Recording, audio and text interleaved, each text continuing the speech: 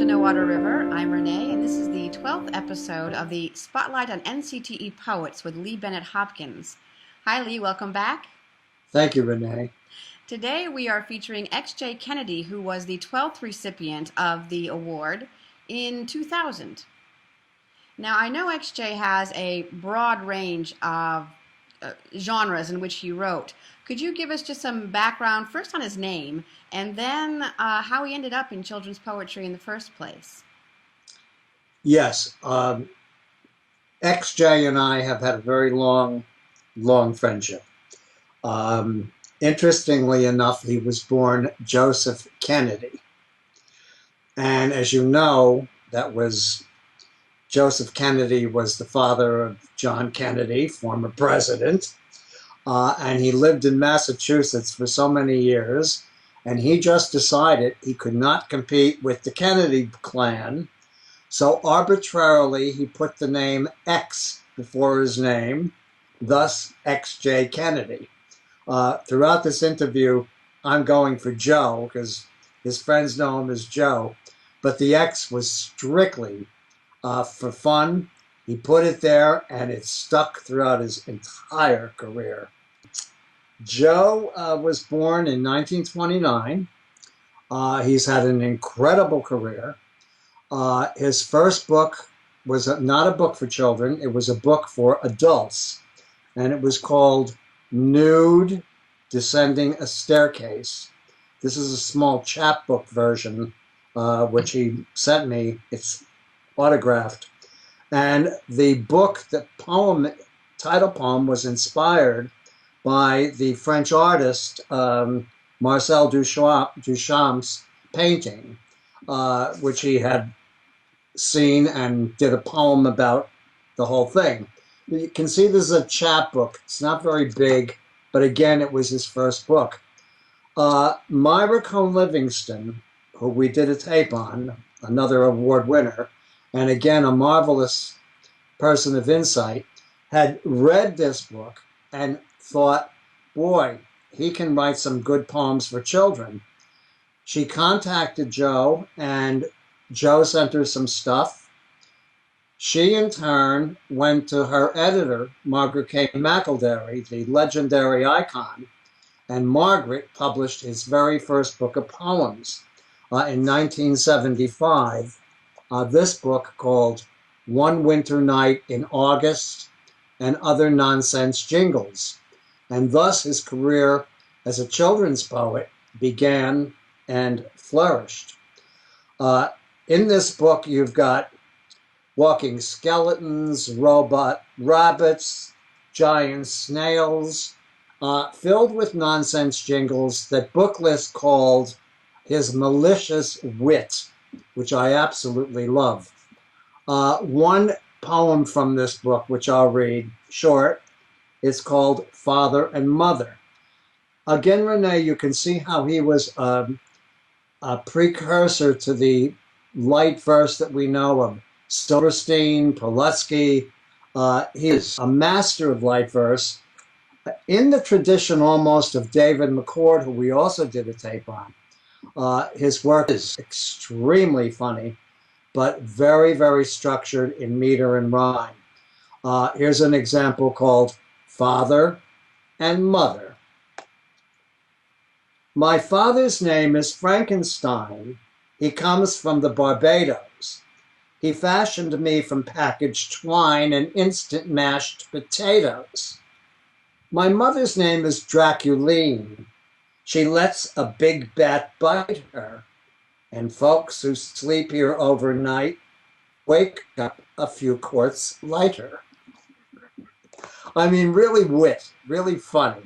And again, long before we knew of many of the other poets who began writing light verse, he published a lot of books. Another one, and I'm going to share this because just to show his tremendous talent and his diversity. This is a book called The Kite That Braved Old Orchard Beach, Year-Round Poems for Young People.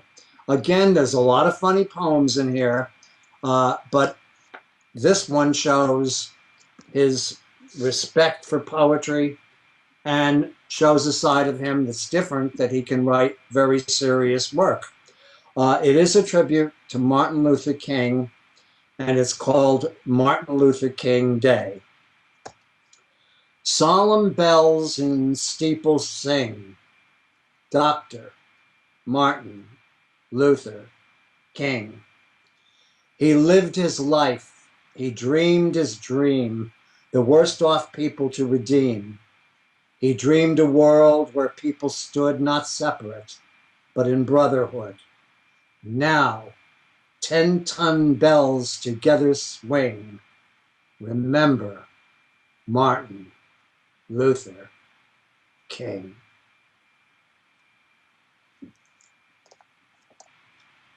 That was a beautiful poem, and certainly shows the diversity between, light verse and something so beautiful and profound, and his mastery of both forms. Besides the children's poetry, though, he was also a university professor in various colleges, I believe, and wrote also textbooks. Could you talk a little bit about that and that side of his work career? Yes, again, he had a tremendous career, and he's still working very hard. He's doing readings next month at colleges. He is an essayist, a scholar, a teacher, a mentor, a very generous, sharing man. One of his books was an adult book, an introduction to poetry, which millions of college students used as the basis of the textbook. So his work is so broad. He's an incredible writer on many, and scholar on many aspects. People are always interested in how poets and writers work. Did XJ ever speak to you about his process, for example, or being that he was a professor, if he has any quotes for writers in general? Yes, again, I've interviewed Joe, we've traveled together, and I remember him telling me about his work habits. And he had said, ideas for work habits start with small fragments of language. This is a quote. He said, I begin with a couple of lines that rhyme or just a few words, and if they look like a poem, I go on with them. Not all of these fragments develop into poems. I have several packing cases full of fragments that went no place. After a while, I look at them again in case they're ready to go someplace. Rather interesting. And as for poetry, he said, poetry makes children more aware of language and wakes them up to the real world. I think that's a beautiful statement. And he also said that poetry is the craft of saying things in the fewest, most memorable words possible. These are lovely comments from a very lovely man. Among XJ's many, many, many accomplishments, it seems that he's written in every genre there is. He's also an anthologist. And I know that he has at least one or two, I think, anthologies that have been in print for ages. Can you tell us a bit about those? Yes, one of his first books was Knock at a Star, which is a child's introduction to poetry. I love this book because it's filled with wonderful poetry, but it also has notes by Joe, where he prefaces different poems and why they're important and why poets wrote them. A second book, by the way, he did this book with his wife, Dorothy M. Kennedy.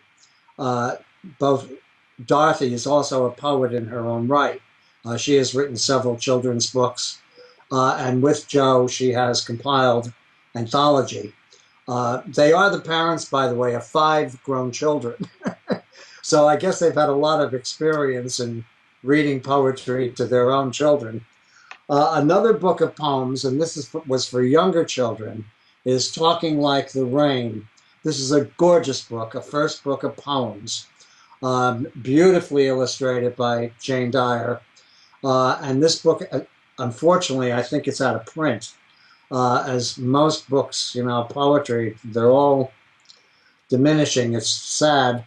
But I love this book, and not only because he used one of my poems in it, but I do love this book. As I mentioned before, we've had a long relationship, Joe and I, and he's written a lot of poems for me from my various collections, right up to my last book, Lullaby and Kisses Sweet. He penned a poem, an original poem for that book. And he's very generous. I mean, I'll write him an email or call him, and within an hour, he's got something for me, or he'll tell me he's working on something and it'll be in the mail. So we have a lovely relationship. I adore him. I adore his wife. His most recent book of poems is City Kids, which was published by a Canadian publisher. And in this book, it's, again, a lot of his light verse, mainly urban, and it shows his diversity again. He's an incredible wordsmith.